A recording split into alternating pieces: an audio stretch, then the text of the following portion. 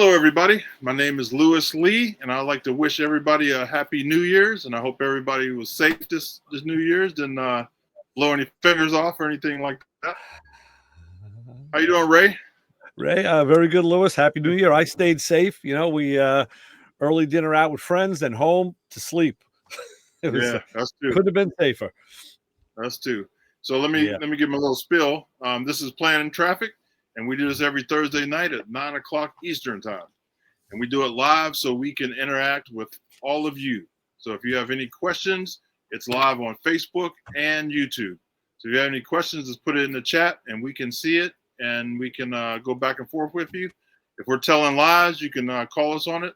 But if not, then we'll get away with it. Yeah, then we lie even better. We lie even deeper then. Yeah, right. So really this 2014 or wait, 2024. 14.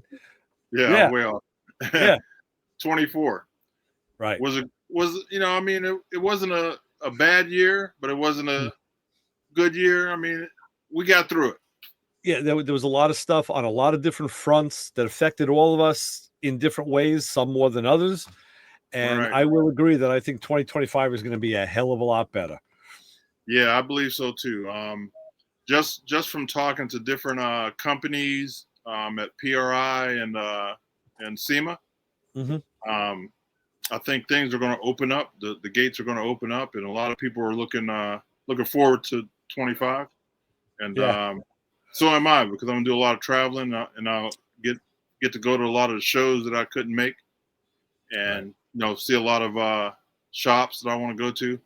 Yeah. So I think it's going to be a pretty good year. Good, excellent. Yeah, and now, of course, 10 years of the podcast, which is big. I'm in for 8 of them, which it blows my mind. Where did that time go? But that is back to 2014. 2016 for me. But yeah, time has been flying, and thank God that we're here to keep doing it. We're still doing what we're doing, and I love it, man. This every Thursday night is my it's like a reset during the week, because I get to talk to you guys, and it really helps out a lot. Some days you're like, oh, I don't want to do it, but then when I get on here and talk to everybody, it gives me a nice reset, man. And I appreciate all you guys that come on, and you, Ray, for helping me out here. Yeah. I really appreciate it. No, I agree. And I go through the same thing with the radio show. There's days like, oh man, it's Sunday again. What am I going to do?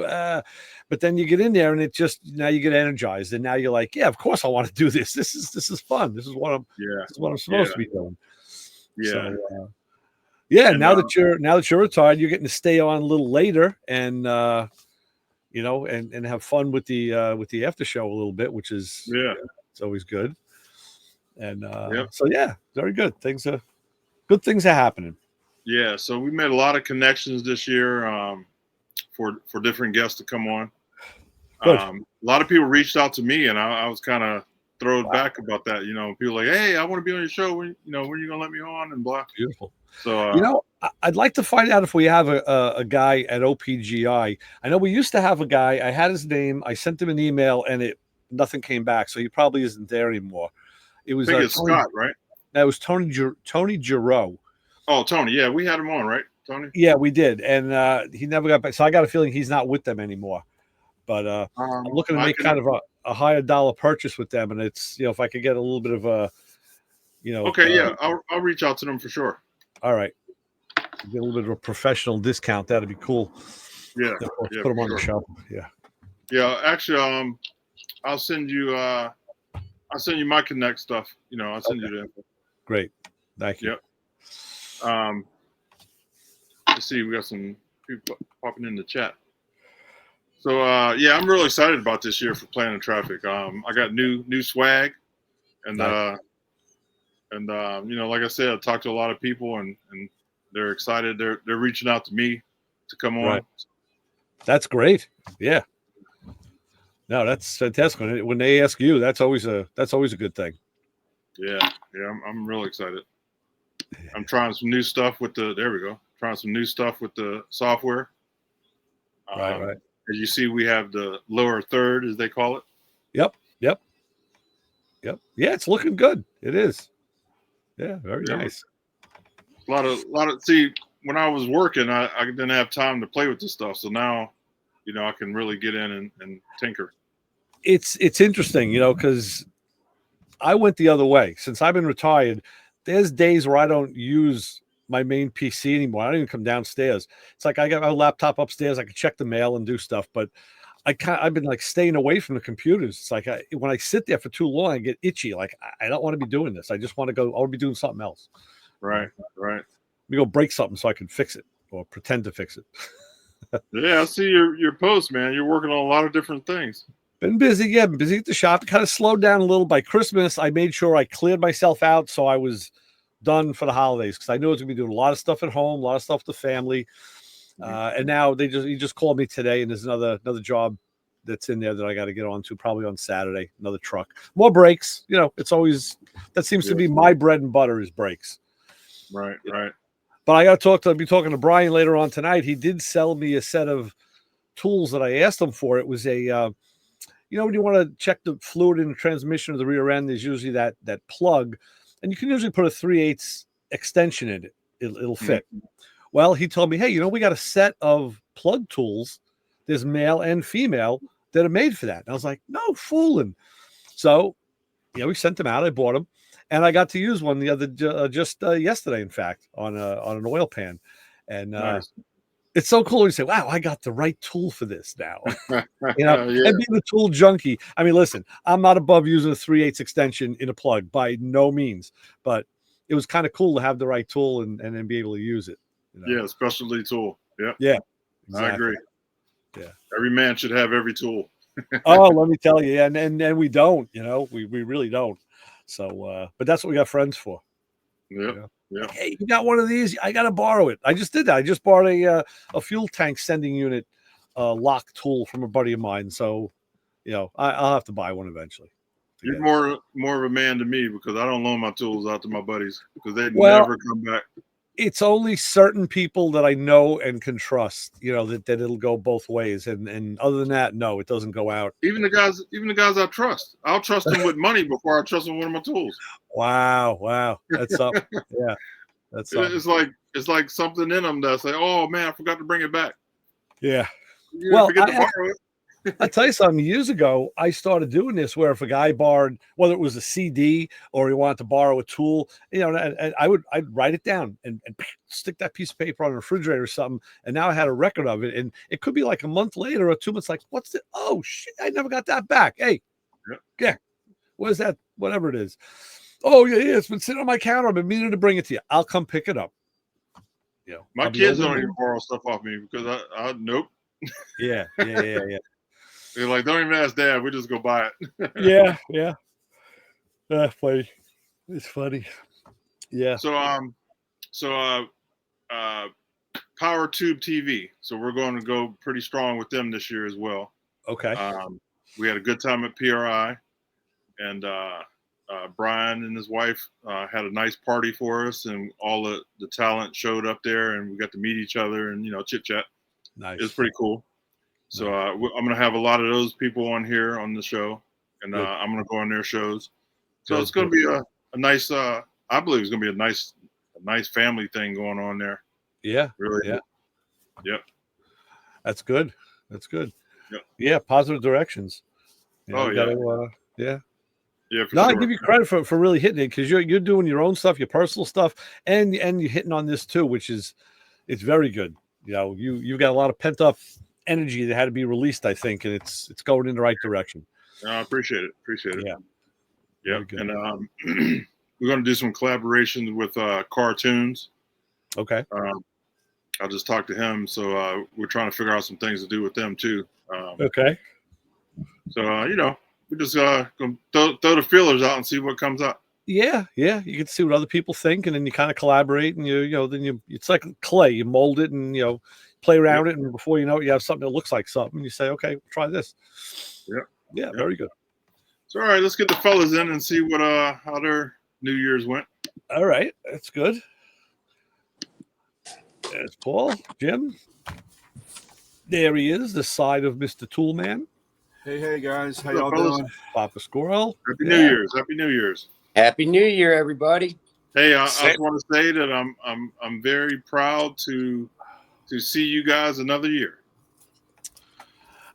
I think I can speak for the bunch to say we're happy to be able to be here another year.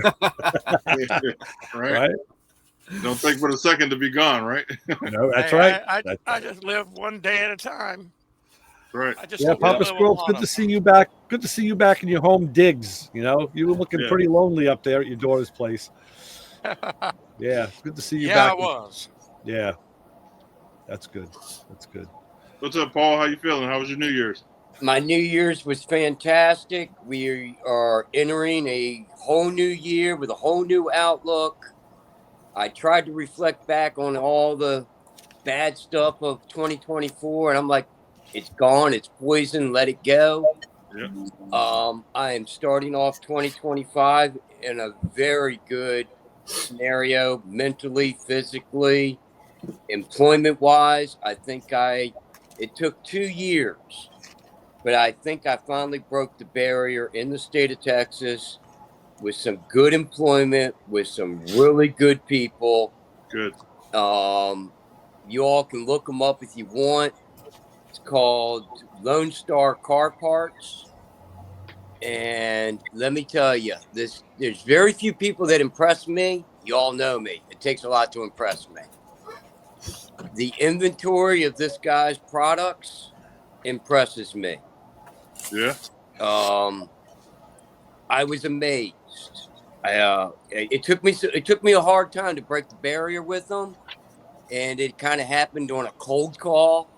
I just was driving by his place, and I was in the Model A's, and I just pulled in and kind of caught him off guard. We talked. We came to an agreement, and the next thing I know, I'm outside of my comfort zone. I didn't necessarily agree to do it, but I agreed to do it. And what this gentleman has is enough brand new sheet metal to assemble 67 to 72 C10 cabs. Roughly maybe 15 or 20 of them. He's got that much sheet metal laying around in inventory in his warehouse. So I agreed to put together a cab, see what I could do. And Lewis, I'll send you some pictures. This thing's turned out amazing. Yeah. I might have my eyes on a C15. Well, yeah, I got every part. I got every part in the warehouse, or I don't. My boss does. That's great. Apparently, he travels the country to a lot of these events as a vendor.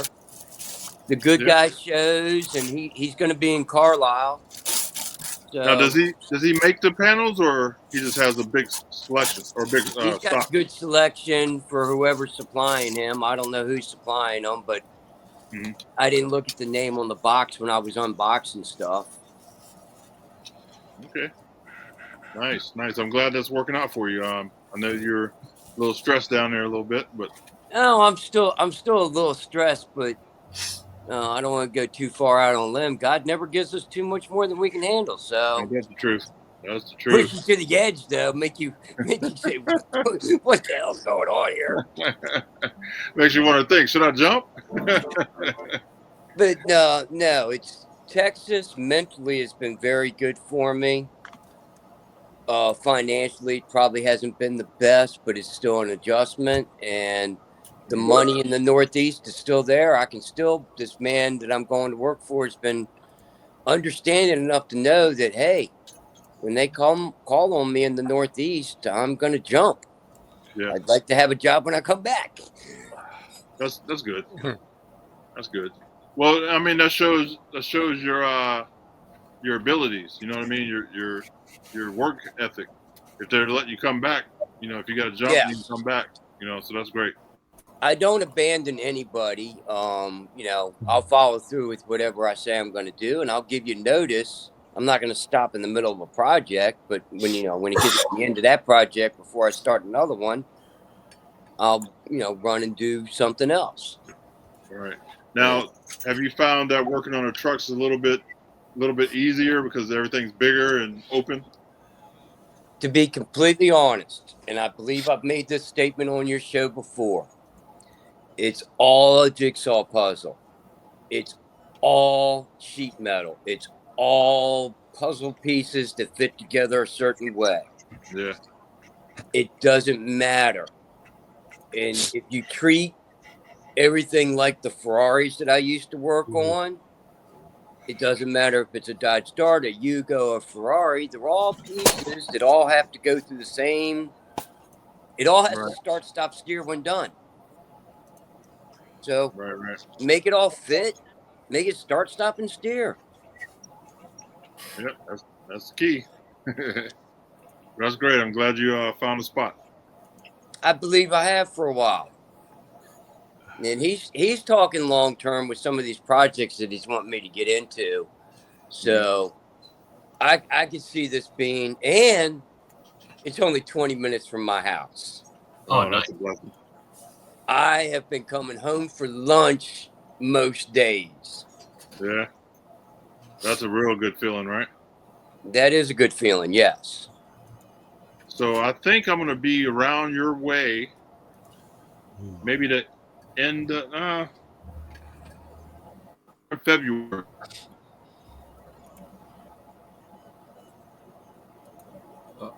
You locked up? Yeah, he locked up. At least he's smiling. He usually doesn't. I'm going to be down your way, then all of a sudden it freezes. It's that budget internet again. Oh, man. It's the weather because I got the Starlink. Yeah. I think a cloud came over and blocked my signal. It was probably just a rogue drone. Yeah, who knows, Target man. practice. Yeah. See, I started spending money on my internet. Now it goes south. When I was stealing it, I had perfect internet. Exactly. All right, so you said you're going to be my way possibly when?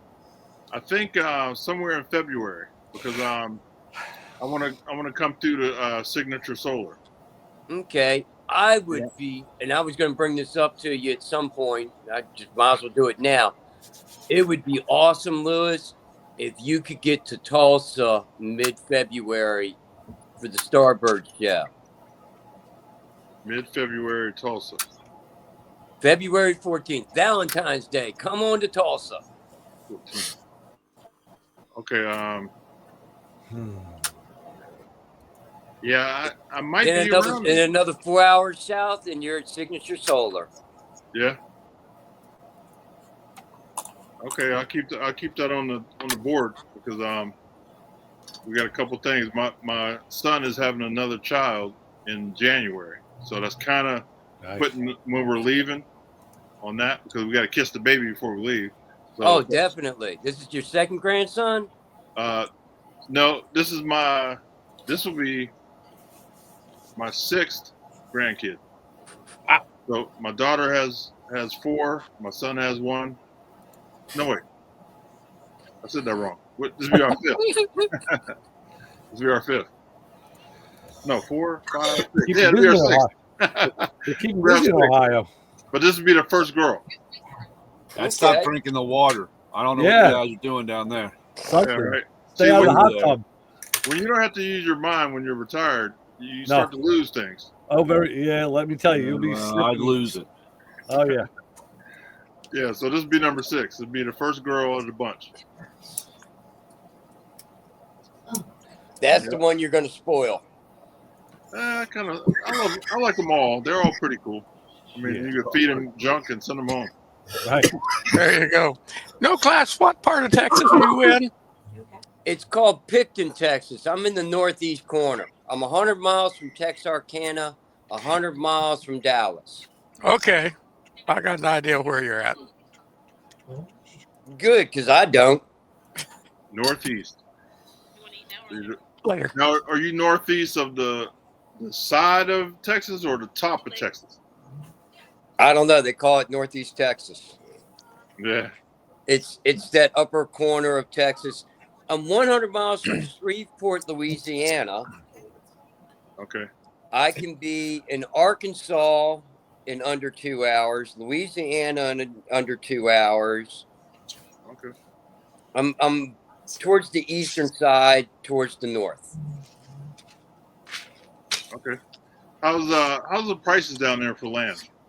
per acre? For land, they're starting to go up, but it's still very affordable around this area. Now, I can tell you this: where I am, land prices took a skyrocket jump because the solar farm's going in 10, 12 miles from here, and the lithium mine is 15 miles from here. And the proposed site with the lithium mine, that's also going to be some big music venue and hotels and, like, a miniature city is going to be developed out here by the lithium mine.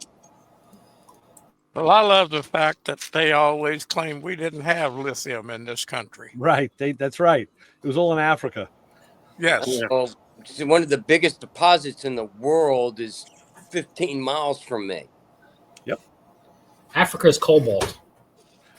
And diamonds. And diamonds. Oh, I got diamonds within 100 miles of me. Crater of Diamond State Park is less than 100 miles from me. Yeah. Yeah, you can go dig for your own diamonds. They found some good-sized diamonds. Look, guys, you should know by now. This is why we're greedy Americans. We want everybody else stuff, but we're not going to touch ours because it's right. That's right. Special. Right. So we'll buy up the you know. petroleum from Saudi Arabia until they're dry. Yeah, good luck. I mean, that's us. That's why everybody hates us. Why use ours when we can use yours? And if you don't like it, we'll take it. I just think it's good business. Yeah, good business. Isn't that why they call it capitalism? Well, I don't know. That's how I was taught in school. Well, I think you were taught correctly. Because I remember the government and all that saying, we're going to run out of oil in a few years. And let's see, this was... Yeah, they said that in the 70s. Yeah. We're going to run out of oil. There's no more oil in the... And they also said in the 70s that we were going into an ice age or a mini ice age. And then, 5 years later, they declared global warming. Yep, I remember. And here it is. I'm in Texas and I'm freezing. And I'm in New York and it's warm out. Yeah. So I've been trying to figure out this global warming. It doesn't make any sense. I don't. So, Luke's talking about things for 25 and projects and where people are going. And the quiet guy in the corner over there has a project that's supposed to kick. Yeah, that's the guy. It's supposed to kick off in 2025. Why don't you talk about that a little bit, quiet guy? Let's go. Well, let's see. There's a motor sitting like about 10 feet that away that I got a really good deal on. Unfortunately, the funds for the project dried up rather quickly. So now I got all these parts laying around and now no money to do it. What engine did you get, Jim? It's a Golan Engineering 396.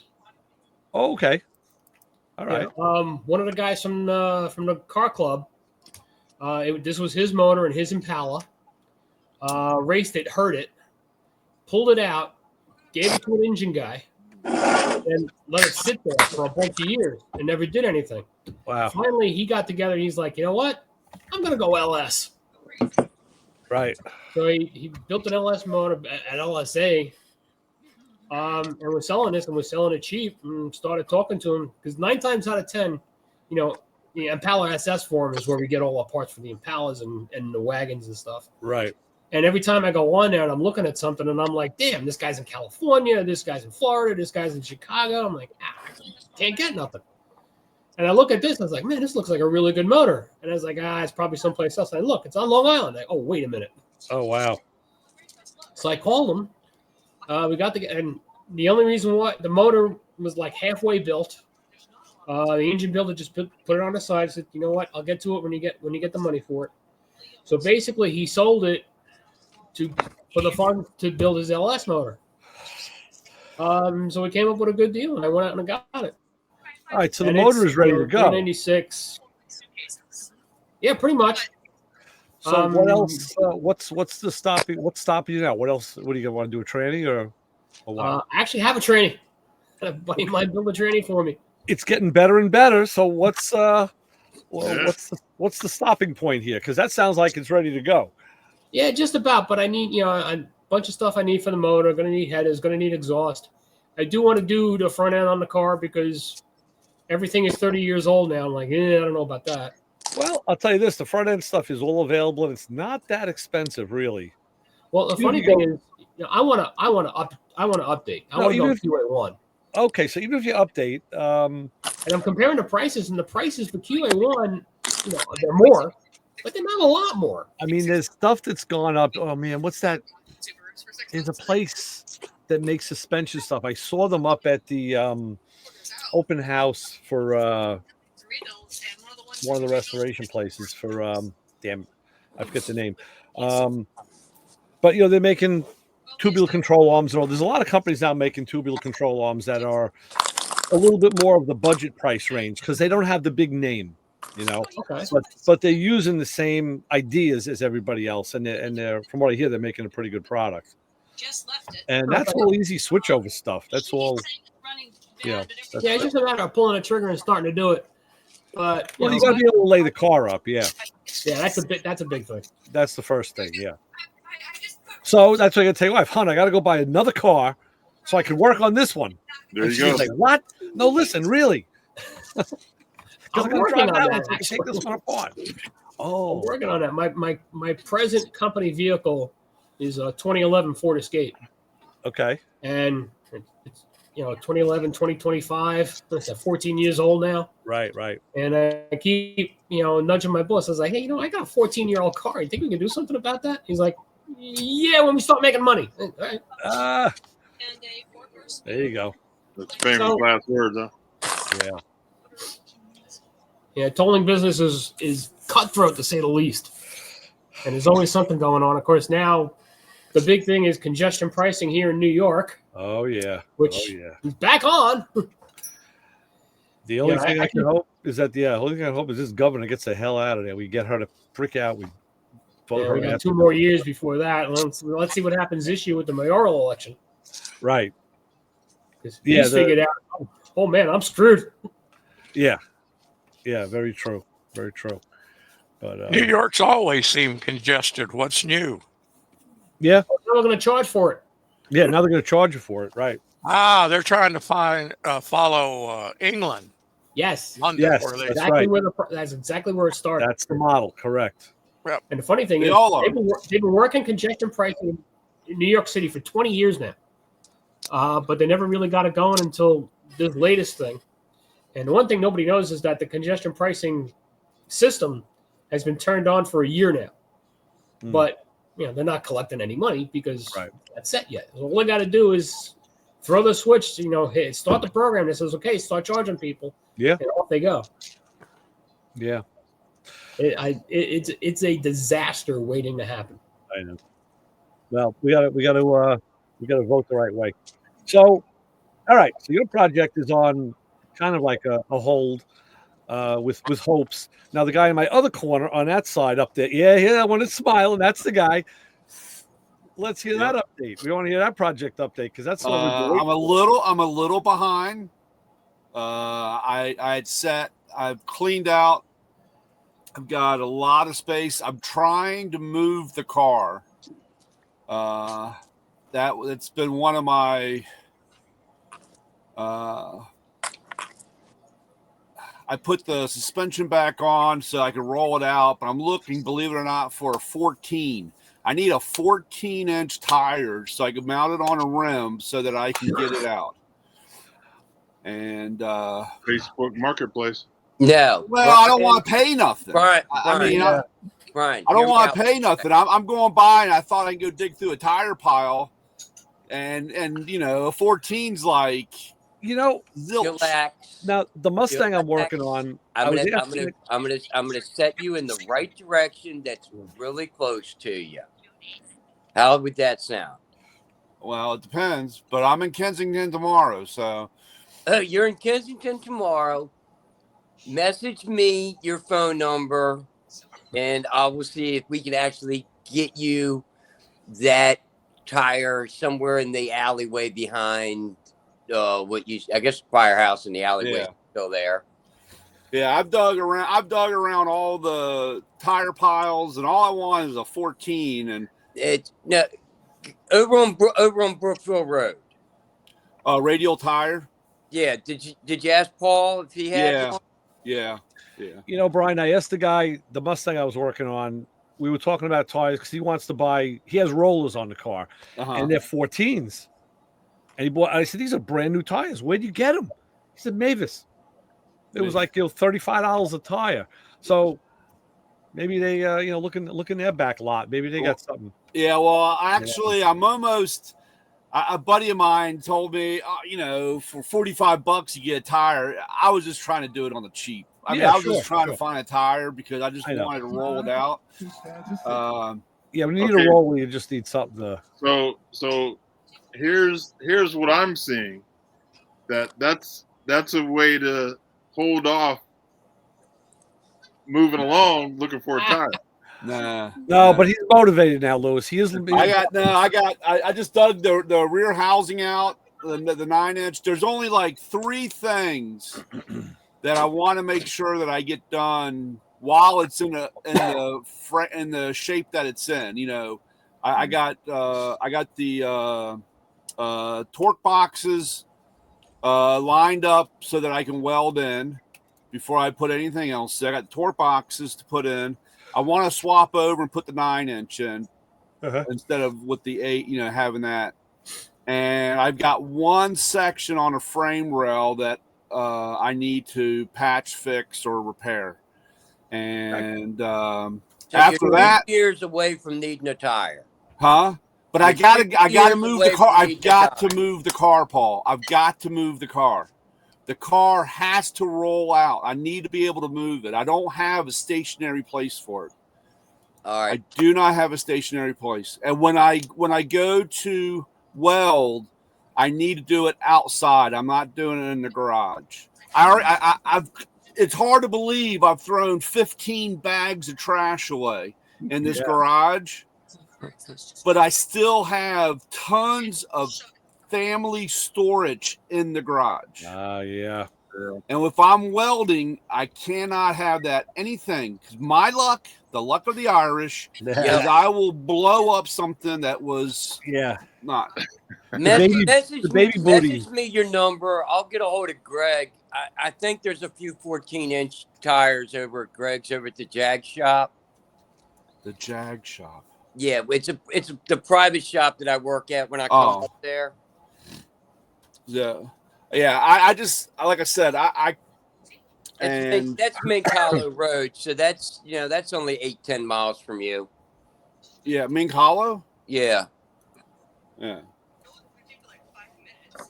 That's in Howard County, right? He is on the Howard County side. It's both Montgomery County and Howard County. Man, it's been a long time since I've been up that way. Brighton Dam. Yeah. But like I said, man, digging through tire piles, man, I thought and the thing that really irks me, and of course, as you can tell, I save everything. I changed, this was end of last year or whatever. I changed my daughter's tires. She had 14s on them, and I had them laying around here forever until I finally took them to the dump. And I never even thought of it at the time because I figured, I could find these things. I'm out and about. Hold on. Who isn't there an independent trailer place on New Hampshire Avenue? Not anymore. Oh, okay. That guy's gone. That was a long time ago, Paul. You had a flashback. It's kind of funny, Brian, because my car is back in the shop now for some paint work. And one of the things I want to do is take off my right rear wheel because I stupidly left it loose when I was doing some other work, and I kind of damaged the lug holes a little. So I want to see if I can get a replacement. And what I have the Rally 1 wheel sitting in my storage garage, 4 of them with 14-inch tires on them, and I threw one of them on as a spare. So I have a 14-inch tire, but it's only 3 hours away. Just roll it down the street. It'll make it. You should meet for lunch. Yeah, roll it down 95. Yeah, let me borrow it. But I gotta move the car. I mean, I know it sounds funny, Paul, but I gotta be able to move the car out when I weld in those torque boxes. Like I'm not going to do it. Is Billy Cole still working out of that shop on 198? No. Shop? Is No, that he's shop gone. still there? Yeah, Gary. I don't. Yeah, I think Yeah, his name was Gary. Billy Yep, Cole was Spencer. working with him. Yeah, it's Spencerville Repair or Spencerville Auto. Yeah. Billy's probably got some 14-inch tires. I don't know. He's Billy's a different person. I mean, you think about it. What runs a 14 these days? Either an older car. Well, they're all older cars. Even the Japanese stuff, it's older. They went to 15s in the late 90s, you know, and then like right to 17. So yeah, there's not a lot of cars that have them, unless it's an older rig. But yeah, it's crazy. Like I said, because I'd see them laying around.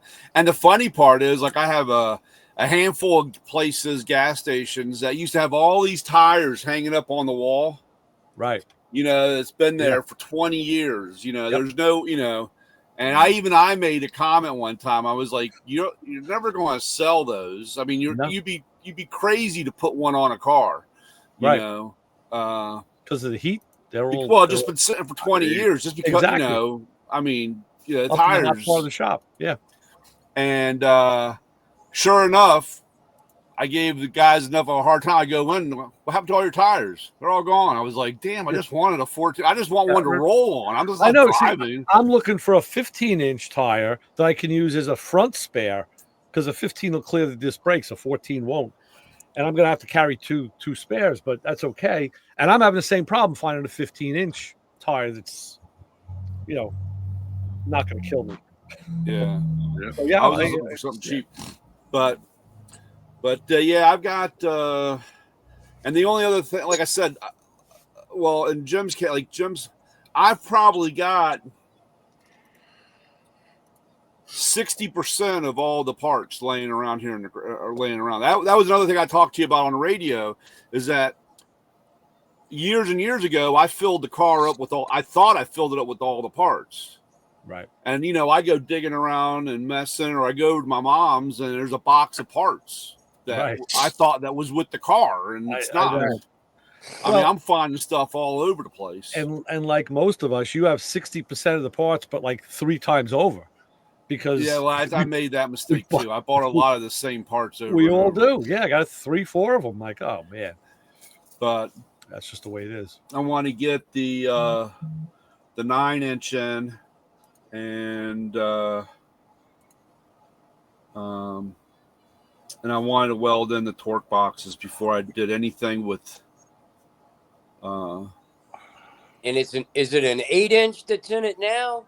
Yeah, it's an 8-inch. Do you know what gear set it has? What gear set do you want? I want something in the 2s. I live in Texas. Oh, no. I've got. Well, I might have a set of 286s. Yes, 286 to low 3s. I got 286. I got 325s. 325 is what I'm running now. 410s and 513s. No. I live in Texas. 513s. I wouldn't be able to get out of my driveway before it was tacked out. Yeah, I have a handful of. And the 9-inch, all I have is what was in the link. It was the rear end came out of a Lincoln for sale. It was a 4-wheel disc. That's the reason why I want to get the 9-inch in, because it'll be the 4-wheel disc. So, do you think this would be your year to? I hope. I'm trying. I mean, like I said, I had a little bit of a hang up. Like I said, I'm on my scheduling. I'm like 2.5 weeks behind. Yeah, where I want to be, but I had a snag. I tell you, I'll be really honest. I am in a little bit of a money crunch, thanks to my stupidity with the state of Maryland. But I got to clear that up. I mean, that's my biggest thing is getting that cleared up. Yeah, it's important. Hey, Paul. So, Paul, how far are you from Fort Worth? From Fort Worth? Yeah. Basically 2 hours. Did you hear about the big car pileup? My wife was trying to tell me something about that, and I couldn't figure out what that was all about, but it almost looked like they were driving on ice. Yeah, man, it looks like probably a 40 or 50 car and truck pileup. Yeah, I don't know what went on or what happened. Yeah, people just kept coming. I don't understand when you see brake lights ahead of you, why you wouldn't start to slow down. Right. It's unbelievable. People are. It's like flies to a flame. Yeah, it's like stupidity all of a sudden takes over your common sense. Yeah, I was in one years back. I was in a tow truck, and so I'm going around this bend, and where you can't see around the other side of the bend, but you're starting to see lights, brake lights. So I cut on my beacon, and I pull over to the side, and I'm seeing these cars come, and they're hitting cars, boom, boom, and I'm trying to wave my flags. I'm outside the truck waving flags. I'm on the side of the road with my tow truck with the lights on, right? People still wasn't slowing down. I'm trying to slow people down. They're coming around the bend, just hitting, boom, boom, boom. Oh, man. I just don't understand. You can't fix stupid. And there's a lot of it on the road. Yes. And a lot of people do not look far enough ahead. No, nobody does. Nobody looks far enough ahead. They don't look past their phone. And that's usually the biggest problem. When I see a brake light, I'm touching. I'm like, why are they slowing down on the freeway? Yeah. You know what I mean? I constantly, when I was with the girls, when I was driving with the girls, I'd say, look ahead. And they're like, what? I keep looking. You got to look up here. Right. I said that by the time as fast as you're going and the amount of ground that you're moving, you've got to look up here instead of here. Right, because you're going to be there in a second. Yep. I've got one that does Mach 1, and I told her, I said, you need a telescope. You need to be looking like 2.5 miles ahead. Right. Because by the time you react, you're already ran over, past, gone, and into the next city. Sure. Yeah. The Model A, when I drive that car, especially late at night, but on the darker roads where you are relying on your headlights, I have an issue that I can outdrive my headlights in that car. And a lot of people don't understand what I mean when I say that. They're like, well, your headlights are always in front of you. The road is lit up. But it's the fact that you can't see as far ahead as you need to be seeing to operate the car safely. That's a given. That's why I don't like driving Ignite anywhere where people are hauling ass, because I'm waiting on them to hit me. Yeah, that's a big issue too. I used to drive limousines 30 years ago, and one morning I was driving to Kennedy Airport on the Van Wyck Expressway, and it was winter. It was rain, snow, sleet, and of course it's rush hour. So I'm like already on heightened alert. And I'm driving and I realize, man, these people are driving stupid. What is going on here? And sure, there was a Mustang like next to me. And I'm like, yeah, I don't like this. So I ease up just a little bit. Just as I ease up, I see the Mustang punch it, get into my lane, and slam into the car in front of him. And I instantly slammed on the brakes on the limo, and I stopped just in time. The passengers look at me like, how did you know that was going to happen? Like, dude, that's part of driving. You got to look at everything around you. You got to read your surroundings. And driving a stretch car was that extra step that, like, you really got to be careful with that because you're that much heavier. Oh, yeah. And you got X amount more hanging out, too. Yeah. Yeah. When the girls would drive the tool truck around, I'd tell them, remember, you got 18 extra feet back there. It's a little long. Yeah. Yeah, it's amazing how many people forget about that. Yeah. It's we had. I was funny. We were in the shop. I was in the shop today, and this guy stopped in at the gas station to talk to make an appointment or have him looked, and he had just bought a Sprinter van, one of those Sprinters, and it was a couple years old that he had bought, but he had bought it, and he has wiped out like the last 4 feet of the van on the back, both back sides. And he did it when he left there because he went to turn and hit the pole around the gas pump, Sure. And he's like, man, I haven't learned. I was like, that his extra 4 feet hanging off the back there from what he used to drive. You just got to pay attention and know what you're doing. But it's funny seeing those back half of vehicles all wrinkled up. For sure. Don't people look in their side mirrors any? Side mirror. The object was appeared close, so I had room. Don't worry. I see people come onto the freeway on an on-ramp and never look in their mirror. Never look left. Nah, That's it's their normal. Yeah. They come on the freeway, they're not going to they never look, and they don't speed up until they get on the freeway. Yeah. After they've cut you off or made you slow down or tried to pull into the side of you. I've been threatening to put air horns on the side of my truck so that when they're coming into my side, I can let them know that they're coming there. I want one of those punching arms on the side so I can drive by and just punch Boink, the car. Boink. What are you, dumbass? Boink. Yes. Flamethrowers. What's to the side. Side mirror thing you talk about? Side mirror. That's right. Yeah, what is that?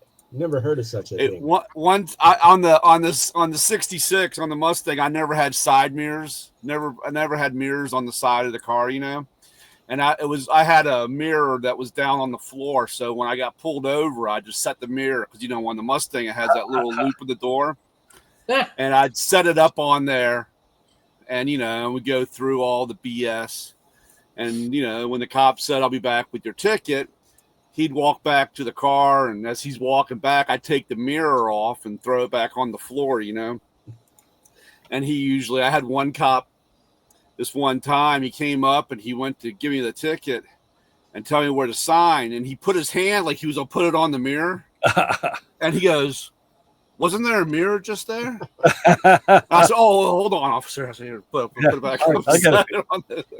That guy looked at me and said, what the hell? I said, it interferes with the flow of the car. I don't like aerodynamics are disturbed. He came back with another ticket. He added one more thing. Oh, we got more, yeah.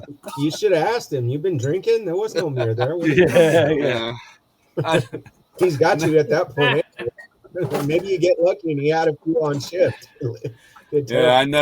I hated mirrors. Mirrors and front tags. Never had a front tag on the car. And I had taken the tag off. And, of course, the one time my dad drives my brother's car, I had taken the front tag off that. And my dad gets stopped, gets a ticket or, warning. And, of course, I get home, and the first thing my dad says, he goes, do you have to have he goes, I got pulled over because I didn't have a front tag on the Volkswagen. And I said, well, it's in the back. It's in the trunk. And he goes, well, is it mandatory? And I was like, yeah. And he goes, well, none of your cars have them. And I said, yeah, I hate them. Yeah. he goes, well, do you get pulled over? I said, yeah, all the time.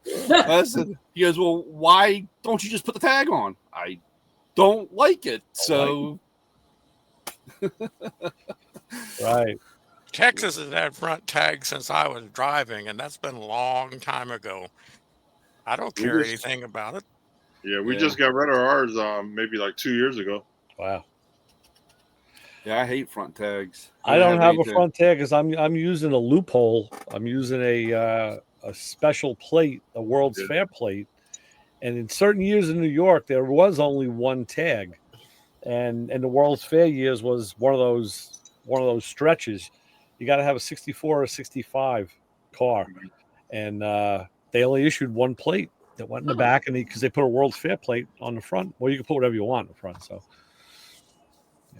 Yeah. And plus, it's cool. It's a black plate, so it looks like a California plate. It's kind of When I bought my 5.0, my Mustang, at Pennsylvania, they didn't have they only had one plate, so I didn't have the bracket or anything.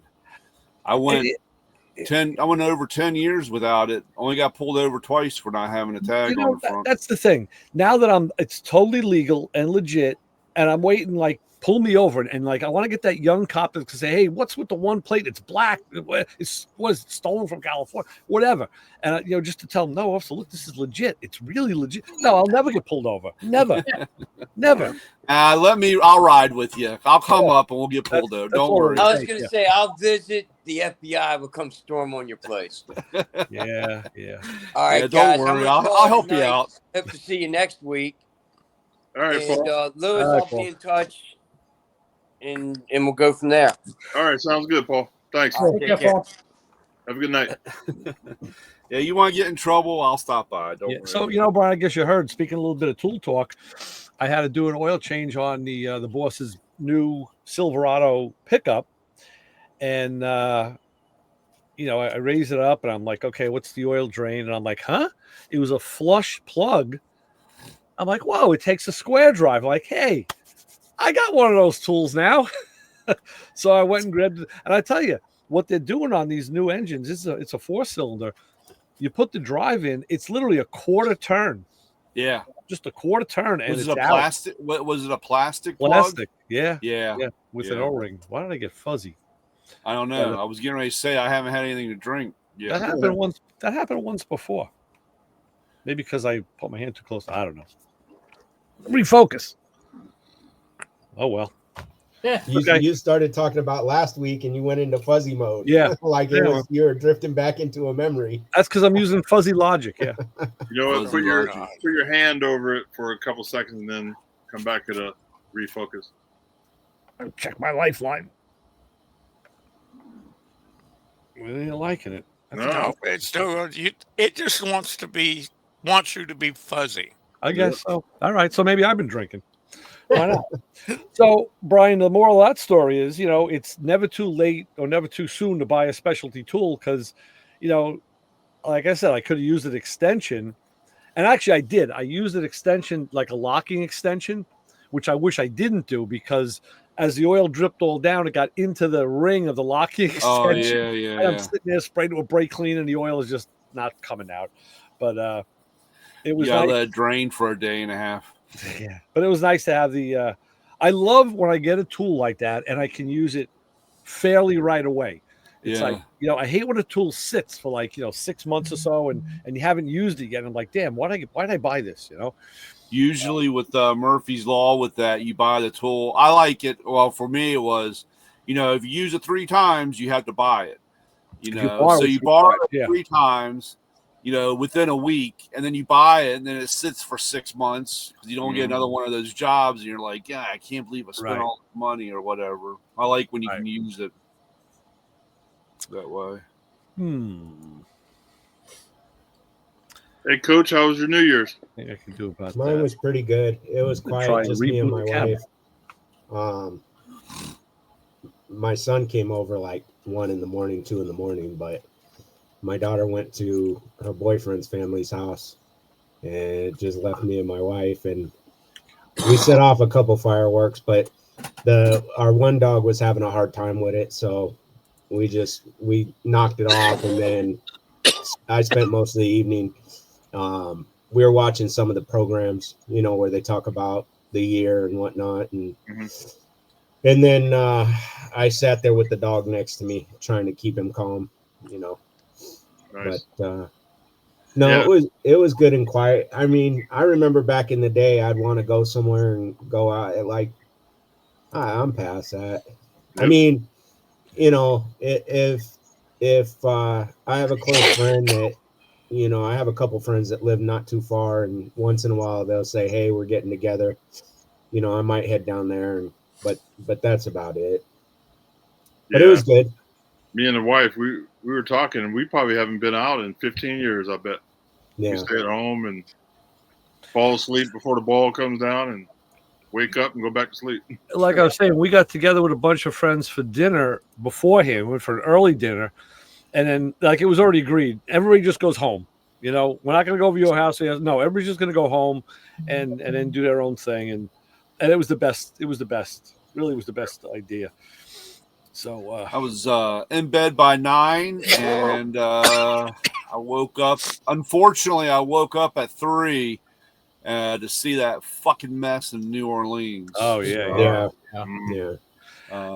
You know, not to get into that, but can you believe that it was one of the guys in charge down there had the balls to say they have the highest level and degree of protection and security that's needed. I was like, yeah, a wooden fucking sawhorse, and they had a $40 million budget for safety improvements.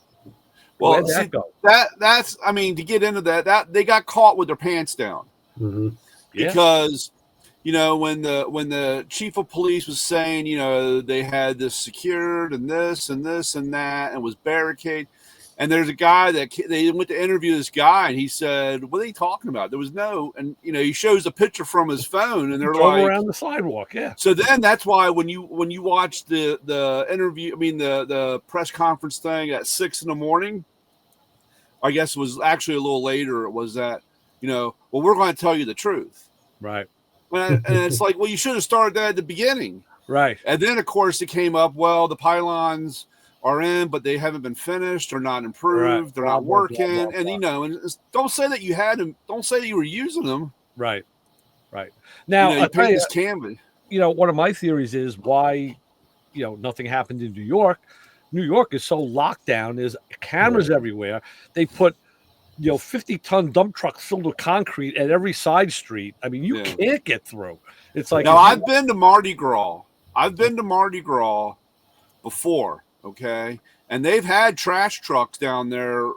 Yeah, you know, in certain areas, blocking. Now, granted, for whatever reason, I mean, and you know, I get irritated with the newscasters or the reporters. Because they say, well, why wasn't this done? Well, you know, see, the problem is you cannot think normally. These people that do this are not normal. Right. So, you know, you would say, well, you know, you blocked off the road. Why would anybody ever drive on the sidewalk? Walk? Duh. You know, that's a normal person thinking, why would anybody drive on a sidewalk? But these people don't think normal. That happened in it was Jersey just a couple of years ago. It happened here. A guy drove a U-Haul van on the sidewalk. I mean, you know, terrorists, you know, they're looking for an opportunity like that. It's like, hey, there's more people on the sidewalk. That's where I'm going. But the other part of the whole thing is, I cannot believe when the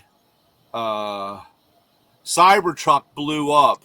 Yeah, and the explosion, the blast, it contained the blast instead of blowing outwards. You know, I noticed something very interesting about that. Even at the end, as it was burning, and even after it was out, the tires were holding air. Yeah. And I've seen plenty of car fires, and usually as it's cooking, somewhere around the 5 to 8 minute mark, you start hearing pop, pop, pop. It's the tires popping. Those tires held air. So I wonder, do they run flats? Or they're run flats. Oh, nitrogen filled and nitrogen burns it all. I don't know what it is, but they will hold. I thought I was very impressed. But if you watch, and when that guy pulled up and underneath that under that tarmac or canopy there, and when that thing blew up and exploded, hell, it didn't even blow the glass out of it didn't even blow the glass out of the hotel. No, I know. Yeah, that's an incredible part about that. Yeah, absolutely. They were talking about on the news that how it contained. It didn't. Yeah. It would have been a lot worse if it was a regular car. He should have used a Pinto. He would have had it like self ignition, you know.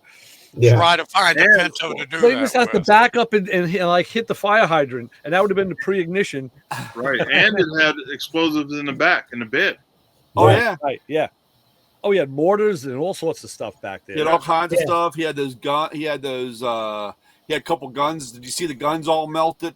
And the thing that really, I think the thing that's the biggest shame and the thing that bothers me most about it is that guy was a Green Beret. Yep. Yeah. You know, a Green Beret. I mean, what the? I mean, I understand the guy in New Orleans. Hey, listen, you're in with jihad. You've pledged your allegiance to ISIS. I got it. We know what you are. But this guy, what was his story? Like, what? Well, I don't know if this is true, but I heard today that they were in the same unit. I did hear that on the news as well. 82nd Airborne.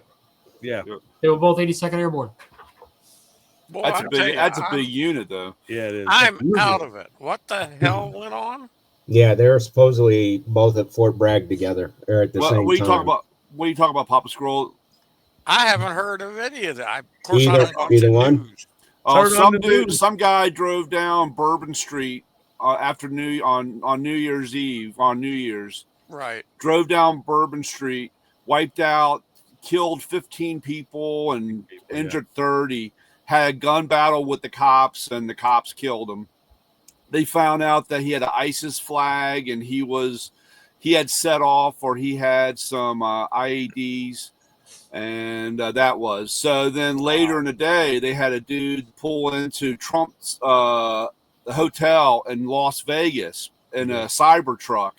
He pulled in underneath the front door and set a bomb off inside the truck with him in it, and it blew out, but it was very little damage, very little. But the truck, the truck was melted. But it was pretty amazing how that truck absorbed all that energy. Yeah, very and much so. I guess Elon had a bad glass day when he said it wouldn't break the glass. Yeah. You know what I'm saying? Because that truck blew up. I mean, that truck went up in flames. I mean, it blew up, and it did minimal damage. Yeah. And it was very surprised. Actually, even they had that new fire tarp. Did you see that when they put it out with they cover it and so forth? Right. So they're improving on battery cars. I was thinking, it kind of reminded me of a welding blanket. Yeah. An asbestos welding blanket. So, but they thought they might have been related, but they are finding some similarities between the two. Both guys were military. Both guys were in the same unit. Both guys had similar incidents in life. That's what they were talking about. How these guys, just get beat up with life and get disgruntled. Both vehicles were rented using the same website. Huh? Right. Both vehicles were rented from the same website. It was like a budget rental kind of budget website. Yeah. They both got the same car. Yeah, it was kind of at first. It was kind of. I don't know if you guys have heard, but the latest update was the guy in Las Vegas killed himself before setting the bomb off. Yeah, he shot himself first, as he detonated. But like I was saying before, with New York, it's a credit to the New York to NYPD and to Homeland Security and whoever else is involved. That my theory is New York is so locked down, they know, let's just go somewhere else. Yeah. So finally it paid off. Where between the cameras and all the other stuff, they had dogs, drones, you name it, they had everything out for New Year's Eve. NYPD is probably the best police department in the world. Yeah. They can do everything. That's what I mean. It's a testament to to the department and to the leadership, and that they chose to go to a place like, why go where it's going to be hard? Go where it's easy. Yeah, exactly. And that's exactly what they did. Yeah. So, and of course, Well,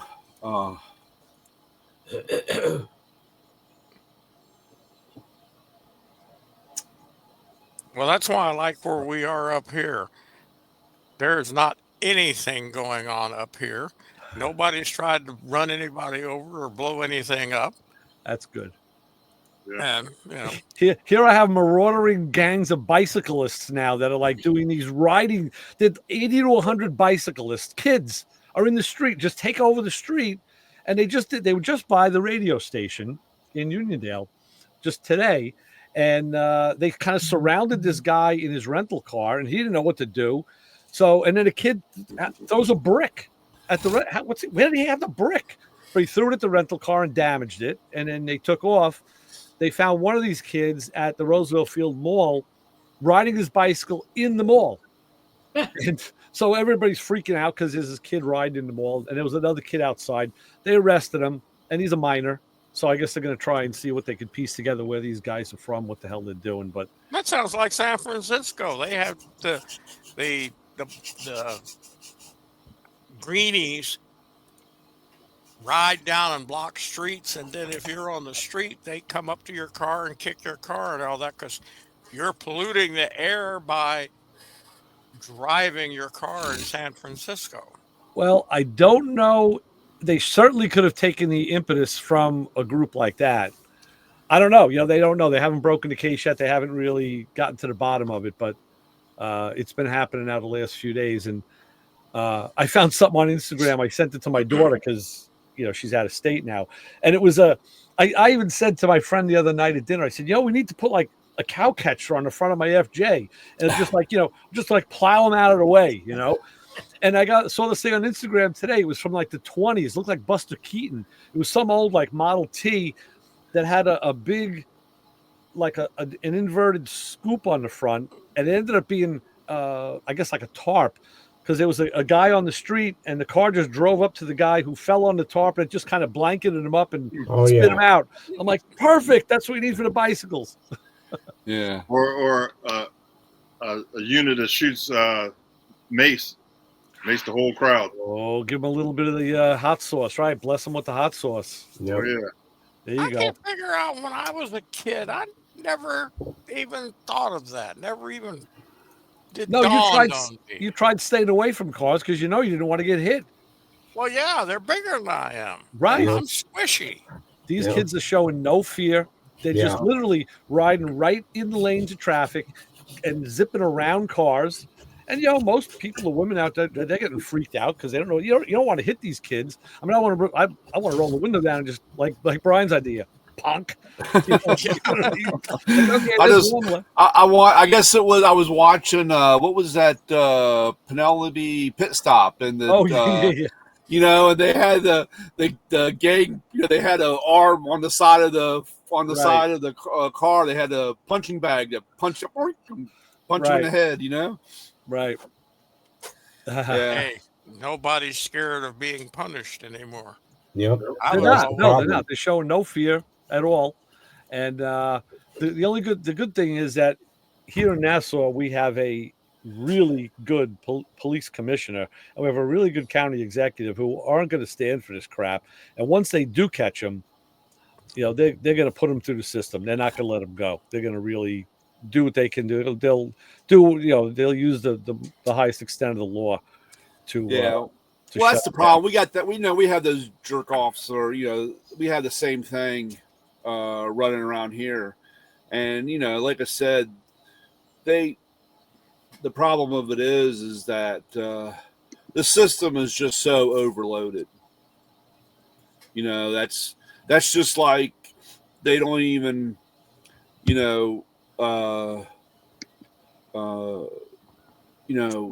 it's amazing when you go into a Target or a Walmart or any store, and they just walk in, they take what they want, and they walk out. And it's like, well, why don't they say you have to wait because of all the cameras and they identify them, and then once they hit that limit, that's why they lowered to $250 is now a felony. Right. So once they get to that part, they give it over to a detective. Detective goes down, finds. They go over and arrest them, and they have it all laid out on. They just want you. Instead of stopping it now, they just let it get. And of course, now they tell their friends, "Hey, I did this," and then get caught, or they don't care. The next thing you know, you have 10 more people doing it. Mm-hmm. I know we've covered that on this show before, which is a little off topic, but the thing I want to talk about, I want to switch it back over to some car stuff. How's that? A little car segue. Yeah. I was watching Tony DeFeo, Uncle Tony's Garage. Yep. He just did a video where he was talking about the price of parts, and he was talking about head gaskets, right? You saw that one? Yep. So he was saying, his idea is hoard everything you can now, store it up because, later on you'll be the guy that and I'm saying to him, Tony, Who are you talking to? I said, we already did it. We already ordered all this shit. It's like, I need more, I'm trying to thin the herd. But he was saying how on the new, there was a Hellcat motor. Thanks. He said the head gaskets are 200 and change a piece for the gasket. Wow. And they're back ordered. So he said if you had a Hellcat right now that needed a head gasket, you couldn't get one unless someone has one. I know shop that people aren't stocking them anymore. And if you wanted to stock up for later, you got to wait till the national shortage is over. But $200, it's almost $500 for a pair of head gaskets. You know that you say that, Ray, and I'm going to tell you something, okay? And this is another thing. And I just got them in, and of course I put them. For the rear end, for my 9-inch, right? Right. I went and looked. Wheel bearings. Bearings, yeah, right. Bearings, right? Axle bearing, bearings for the axle. Yeah. I went and looked. The guy comes out, gives me some Chinese bullshit. Oh yeah. Wants my. I go on eBay and found. What brand is that? CR, CR bearing. These are old. This is USA. I'm not familiar with that brand. Yeah, okay. These are 40 years old. Wow, great. Nice. And I know you can't see the label, but it's USA. Good. Yeah. Cool. Okay. And so, and I did the same thing. I started digging through, and I found a set of wheel bearings, or axle bearings, I should say. Right. I did the same with the seals, because I went up to the Napa and I said, "Hey, I got this 4 9-inch here, and the guy comes out with these axle bearings, and I'm like, dude, what is this?" And I don't know what he wanted. He wanted a lot of money and Chinese crap, and I was like, I feel. Yeah, but even though this has been sitting on the shelf for 40 years, but it's not rusted. I mean, it's not. No, yeah. No, when I put I converted the brakes over on a 442, and when I took the rotors off, new rotors, so I got, I took the bearings out of the old rotors, and the first one side, the right side looked okay. It was, I cleaned them, it looked good. The left side, as soon as I took it out, I'm looking at it, I said, no, this bearing is no good. You can see on the cage of the bearing pock marks. And I looked closer, and that was a Chinese bearing. So somebody had changed that years ago. I said, you know what? Get me new bearings. I said, I want but I found that even some of the bearing companies now, the names that we know, some of them are produced in China, and I had a problem with some of them too through the years. So if you can find new old stock, that's the way to go. But the funny part is, I knew right off the bat, because what's the difference? This is wrapped in wax paper. Well, like a cosmoline type of paper. Yeah, right? Cosmoline paper. This other Chinese thing was in a plastic bag. Rice paper. Yeah. Yeah. I'm like, hell, if it was in rice paper, it'd be from Japan. I'd take that over the Chinesium. You're right. I would too.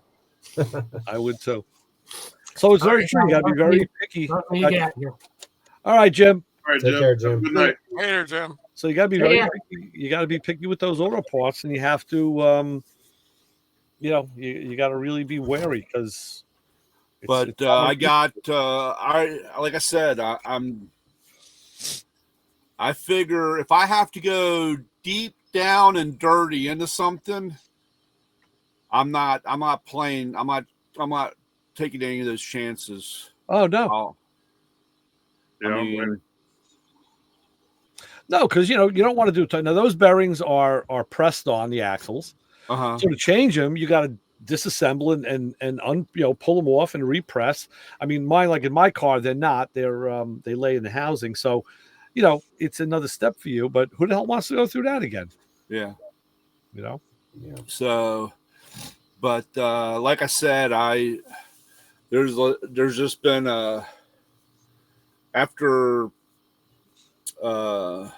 I've seen 4 or 5 different guys on YouTube, and then building stuff and front wheel like wheel bearings, front wheel bearings on cars. I'm just dumbfounded that there's not more people. Of course, I know a lot of them are all one piece now, not like ours, you know. Yeah. But these people put these cars together and they bring them back and double check, and the cages are all stretched out and the bearing, and you're like, man, that was one lap around the neighborhood for a test drive.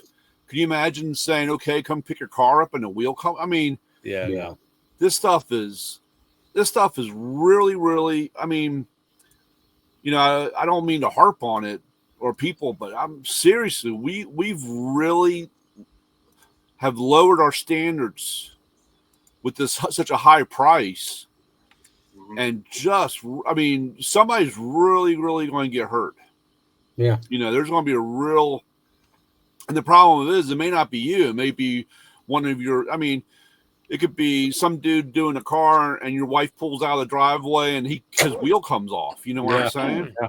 I mean, it's just a real shame that we've let this get to this point. It's true though, like we were saying, and even gaskets have really gotten to be very expensive lately, and carburetor kits. I'm still doing carburetors for guys, and the last one I did that Holly Street Avenger, I went through Summit and I paid $62 for a Holly kit, and it was a great kit, but that's kind of what you have to do these days. It's the days of the $18 kit are gone. The stuff is just insane. And I tell you, when my buddy at the shop, Mike, had this rat rod years ago, and it had 2 Edelbrock carburetors on a small block. It ended up, and it ran like crap. And of course, it ended up that the back one, when I took the carburetor off, there was like a piece of sheet metal, a block off plate under there. I was like, oh, this is how the guy made 8 barrels into 4. So I said, okay, let me get some kits just to rebuild these things. He was going to take it to auction. He ended up selling the car. So I kept seeing coming up in my feed when I would search for the part number of the kit, I would get this Chinese kit that was like $13. It's like blister packed over a piece of cardboard. So I said, you know what? This is the perfect car to try it on. And I bought 2 kits. I put one into one carburetor that was working, and it worked. The problem I found was, I took pictures of this too. In the Edelbrock, some of the gaskets, they fit down into the body. And that's where the problem was. The gaskets weren't cut exactly concentric. They were a little off a scale, like a little larger. So I had to trim it with an X-Acto knife to make it fit perfect. And then I kept the other kit aside for years. And just this last summer, who the hell was it? Somebody needed a carburetor rebuilt on the cheap, on the quick. And I said, yeah, you know what? I got a kit. We'll use this one. And again, I used that kit in that carburetor and it ran fine. So, the $13 kit actually did do a good job. But, well, I'm afraid I blame the companies for not making sure that the people that they're buying their shit from are producing it to the specs they want. The materials, and if you let anybody, American, Chinese, Japanese, anybody, produce something without following up on it, they're going to get sloppy. A lot of them are. Well, the problem, we had the same issue. This was a while back ago. When they say built to our specs, right? And when the problem of it is that, and again, this is, not,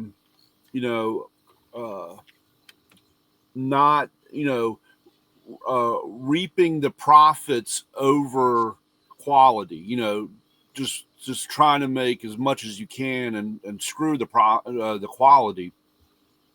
We had a problem where we had a company come in, they'd make our sockets for us. And we noticed about 6 months out, the sockets were coming back.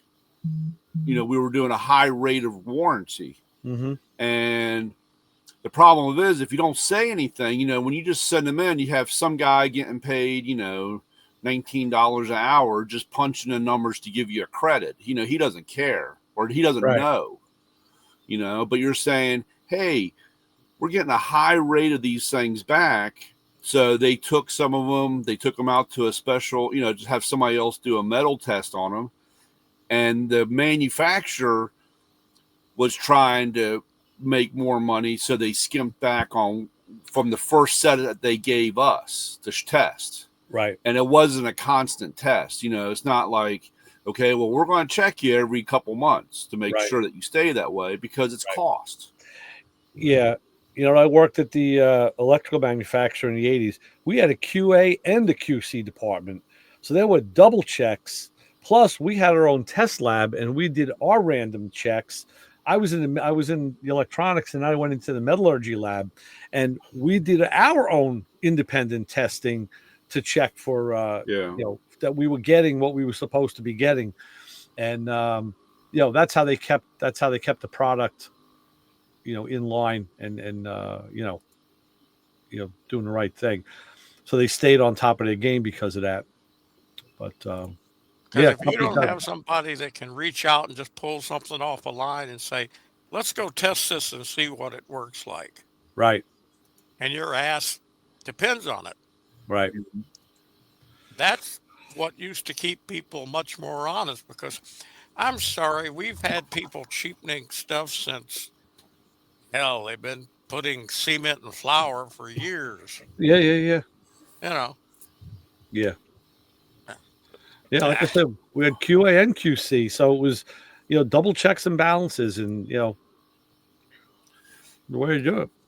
And like I said, we've allowed for this to happen, and now it's just like, oh well, that's the way they do business, or that's the way business is, and it's like, man, somebody's really going to get hurt, or something's really, it's bad enough. I mean, it's just like down here at Metro Center, place that did the concrete work. Same thing. They did the concrete work, and a couple months down the road, the concrete's falling apart. And we're talking about holding the building up. Right. And they skimp and they just allow this. And again, it's a shame. One of the problems we were having in the Air Force, and that was minority companies. Yeah. You had to get a certain amount of shit from minority companies. Yep. Well, they rebuilt the runway out at Maelstrom. An Indian company did, because, the Indians need to have they can't compete without help. Well, within a few months, that runway was falling apart. Yeah. Yep. The stones were coming up. You were getting a lot of FOD, and they had to close it down. No drag racing on that runway, right? Oh no. Yeah. And it just, to me, I'm sorry, telling people that you have to give your business to somebody that you don't know or don't trust or you don't want to have it.